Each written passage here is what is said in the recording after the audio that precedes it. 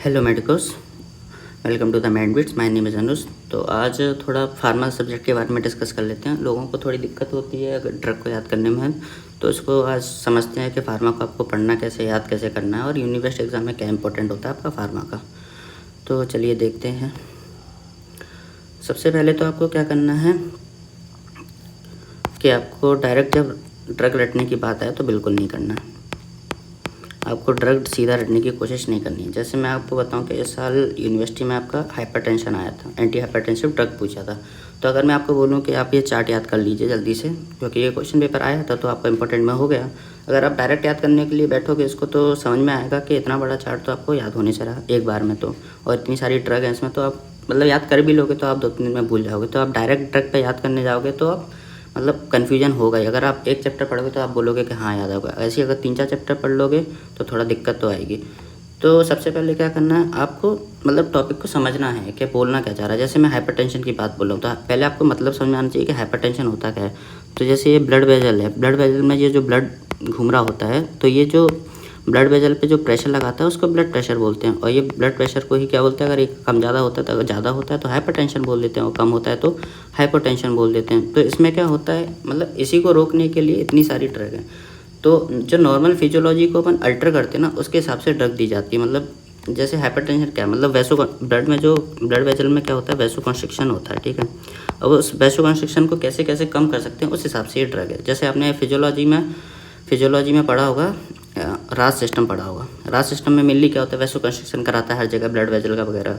तो अब उसी को रोकने के लिए इतनी सारी ड्रग हैं। जैसे एस इनहिबिटर, आपने एस पढ़ा होगा, एंजियोटेंसिन कन्वर्टिंग एंजाइम, एंजियोटेंसिन का रिसेप्टर पढ़े होंगे, ठीक है। रेनिन पढ़ा होगा। तो ये बस ऐसी ही ड्रग है, बाकी ये सब भी काम आते हैं। ये जब आप एएनएस अच्छे से पढ़ लोगे तो बीटा ब्लॉकर, अल्फा ब्लॉकर, तो उसमें भी आपको समझ में आ जाएगा इनके फंक्शन क्या होते हैं, बीटा क्या करता है, अल्फा क्या करता है, मतलब रिसेप्टर इन पे क्या होता है। तो ऐसे करके डायरेटिक्स क्या होते हैं जब आपको, तो ये सब आपको जब समझ लेंगे तो आपको ये चार्ट मतलब ऐसा लगेगा छोटा सा कि हाँ ये तो कुछ नहीं था, याद हो गया, ठीक है। तो आप डायरेक्ट अगर रट्टा की बात करोगे तो आपको बिल्कुल डायरेक्ट रटना तो है ही नहीं, टॉपिक को समझना सबसे पहले, ठीक है। बहुत छोटे छोटे टॉपिक होते हैं और थोड़ा मतलब फिजियोलॉजी को आपको ध्यान देना कि फिजियोलॉजी के हिसाब से आपकी फार्मा की सारी ड्रग बनी है, ठीक है।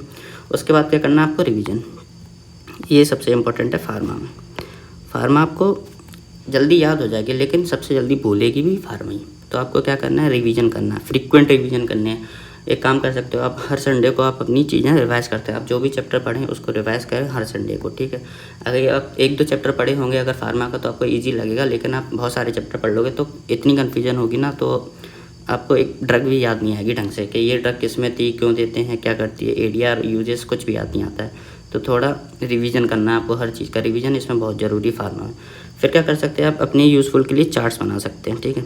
जैसे मैं अपनी चीज़ बताऊं कि चार्ट्स देखो, जैसे रेस्पिरेटरी सिस्टम है, आगे फार्मा में आएगा आपको जब मैं पढ़ाऊँगा तो जो रेस्पिरेटरी सिस्टम देखोगे तो मैंने ये पूरा चैप्टर एक चार्ट में लिख दिया है, ठीक है। और इसमें ये मैंने वो चीज़ें लिखी हैं जो मेरे को याद नहीं होती हैं। जैसे ड्रग है, ड्रग के नाम है, ठीक है, ये ड्रग के नाम है, तो मैं भूल जाता हूँ कि ये ड्रग के नाम याद कैसे करने थे, तो मतलब याद नहीं आते मेरे को। तो ये मैंने चार्ट चिपका रखा है अपनी बढ़िया रूम में, तो मैं इसको हर दिन में थोड़ा थोड़ा देखता रहता हूँ। तो एक हफ्ते में लगभग ये सारी चीज़ें मुझे लाइन टू लाइन याद हो जाती हैं, ठीक है। अब इसमें एक और चीज़ आती है कि आपको ये मतलब जो चार्ट बनाओगे ना, आप उसको मतलब अपनी आंखों में एकदम छाप लो, ठीक है। जैसे आप जब भी आप मैंने आरएस बोलोगे, ठीक है, तो आरएस बोलोगे तो आप, मैं सबसे पहले क्या बोलूँगा कि मैंने अपने चार्ट में सबसे पहले ट्राई कप लिखा था, ठीक है। ट्राई कप की मैंने 4 ड्रग बता दी, फिर मैंने प्रोडक्टिव कप लिखा था, फिर मैंने उसकी 4 ड्रग बता दी, फिर मैंने अस्थमा चालू किया। तो आपको मतलब सीक्वेंस में चीज़ें याद करनी, रैंडमली याद करोगे तो आप भूलोगी पक्का है। जैसे मैं डायरेक्ट बात करूँ कि मैंने मुझे थियोफाइलिन याद आ रही है, ठीक है, ये थियोफाइलिन लिखिए कि मैंने आरएस में क्या पढ़ा था, थियोफाइलिन पढ़ी थी, ठीक है। तो फिर मैं आगे का भी भूल गया, पीछे का भी भूल गया, तो ये सब नहीं करना, आपको हमेशा सीक्वेंस में चीज़ें याद करनी है। तो आपको क्या है, जल्दी जल्दी चीज़ें रिकॉल होंगी, ठीक है।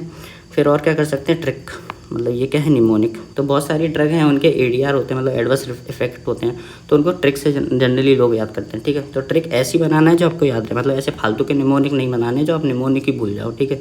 तो मेरे कुछ बैचमेट हैं वो मतलब इतने ही अच्छे काम करते थे कि वो निमोनिक ऐसे बनाते थे कि वो निमोनिक ही भूल जाते थे, ठीक है। फिर उसके बाद पूछते थे कि ये इसका क्या होगा, उसका क्या होगा। तो ये सब नहीं करना है, निमोनिक इतने सिंपल बनाने कि आपको याद हो जाए, और अपने निमोनिक बनाओगे तो ज़्यादा बेटर रहेगा, ठीक है। तो आपने ही बनाया तो आपको याद ही रहेंगे, जनरल कॉमन सी बात है। अगर मैं आपको निमोनिक दूंगा तो आपको मेरे निमोनिक याद करने, फिर उन निमोनिक के क्या मतलब थे वो याद करने पड़ेंगे, ठीक है। तो निमोनिक तो मैं आपको जब पढ़ाऊँगा सीक्वेंस में तो मैं आपको बताते ही जाऊँगा, पर आप बेटर ये होगा कि आप अपने निमोनिक्स बनाएं तो अच्छे से याद होगा। फिर आते हैं किस पे, ये देखिए ये आपकी जो 4 चीज़ें हैं, classification, mechanism of action, uses, area. तो यूनिवर्सिटी के लिए ये चीज़ आपको हर चैप्टर की ये चीज़ें पढ़नी है, हर चैप्टर की जो हर स्पेसिफिक ड्रग हुई उन चीज़ में ये आपको पूछा जाएगा, ठीक है, यूनिवर्सिटी एग्जाम में। और मैनेजमेंट भी पूछा जाता है, जैसे अस्थमा का हो गया, ठीक है, तो अस्थमा का हो गया, एपिलेप्सी हो गई, ठीक है। और मैं इसमें प्रोफाइल एक्सेस को भी इंक्लूड कर रहा हूँ, ठीक है। तो ये नॉर्मली आपके 5 क्वेश्चन हैं जो आपको यूनिवर्सिटी एग्जाम में पूछे जाते हैं और इसी के लिए आप फार्मा पढ़ रहे हो पूरी, ठीक है। तो क्लासिफिकेशन में आपको क्या करना है, जैसे आपको इतना बड़ा सा क्लासिफिकेशन दिखा तो इससे पहले डरना नहीं है। इसमें क्या करना है, आपको इंपॉर्टेंट ड्रग याद करनी है। आप जैसे जैसे चैप्टर को पढ़ोगे तो आपको इंपॉर्टेंट ड्रग समझ में आ जाएगी, ठीक है। जैसे हाइपरटेंशन की बोलूँ तो हाइपरटेंशन में जो हमेशा क्लासिफिकेशन के साथ जो क्वेश्चन पूछा जाता है वो आपका एस इनहिबिटर होता है मोस्ट ऑफ द टाइम, ठीक है, एस इनहिबिटर पूछा जाता है।